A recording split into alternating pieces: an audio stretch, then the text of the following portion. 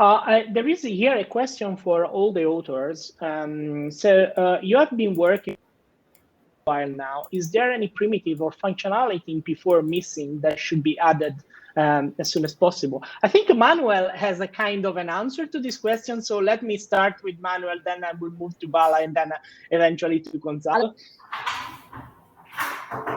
I would say the updatable table entries are missing and would be very nice to have stayed in before program.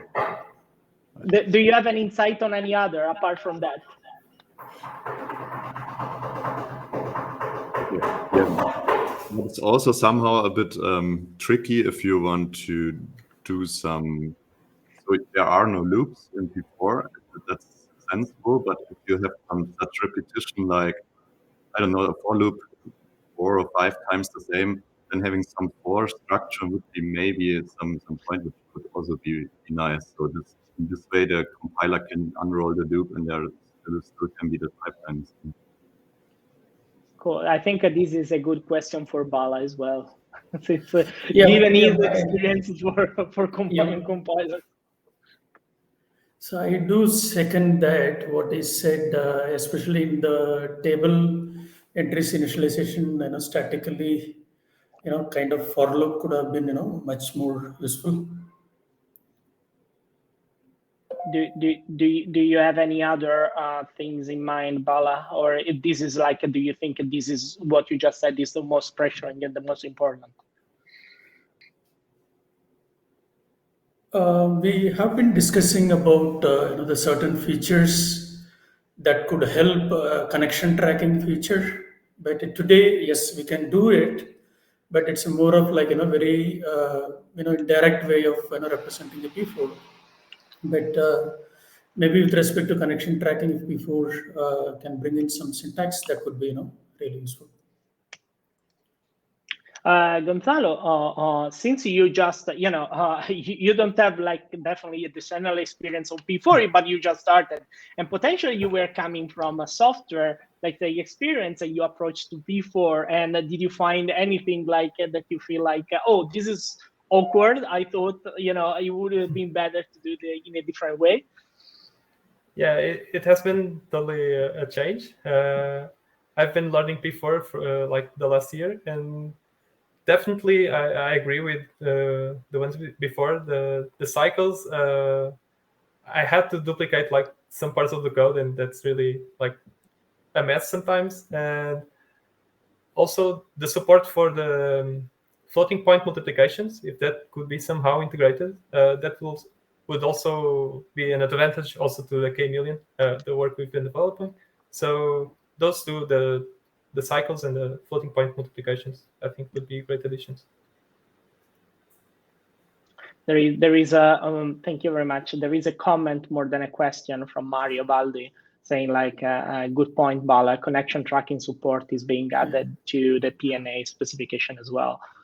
I wonder, Bala, asking, touching upon your experience on compilers that you have, how hard it will be to also provide a sort of a performance prediction insights on based on the type of code that I write a P4 code, and how easy it will be to give like some performance contract based on that specific P4 code, just to give an insight. I know that maybe if you compile in hardware, the type of a performance should be like a little bit more like static in the sense that you know more or less what to expect, but maybe for software is slightly different. Yeah, it's a good question, and many people ask this question: how the compiler is efficient in mapping the P4 onto the target, so that if someone doesn't have any reference, right? So then it's very hard to measure or tell that how effective your P4 data plane. It's a very complex problem to solve, but what we have been working on is like building a kind of reference platform in a software which is cycle accurate, and or I would not say cycle accurate, it's a functional accurate, but we are trying to see how best we can make the model, to give the performance measurement. It's basically like you need a model to really run it and measure the performance. I see. And I have a last another question that came into my mind. Like you spoke in your talk about compiler optimization, and I think that this is super important in the context of getting, I don't know, maybe for hardware targets is about saving resources. For software target is potentially getting higher throughput. Do you envision some sort of even PGO techniques for aiding, like to get even a better compilation in a hardware or in software for P4 as well, or have you even thought about that yet? Talking about the profile guided optimization techniques, something like that.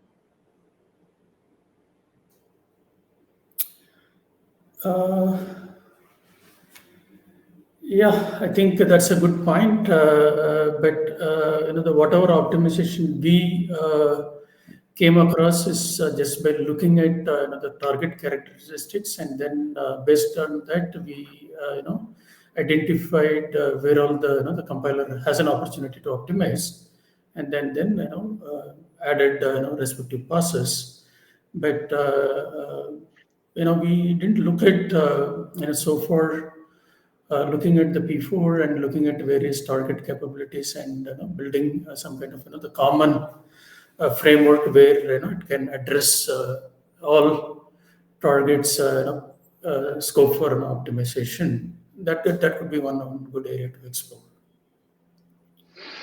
Okay, thank you very much. I think let's see if there are other questions from the audience. It doesn't look like.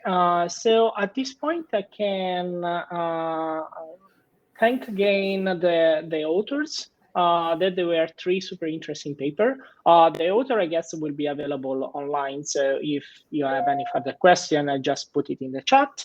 But at this point, I think we can conclude the session. And yeah, thanks again to the authors, and see you at the next section. Bye. Thank you. Bye. Goodbye. Bye.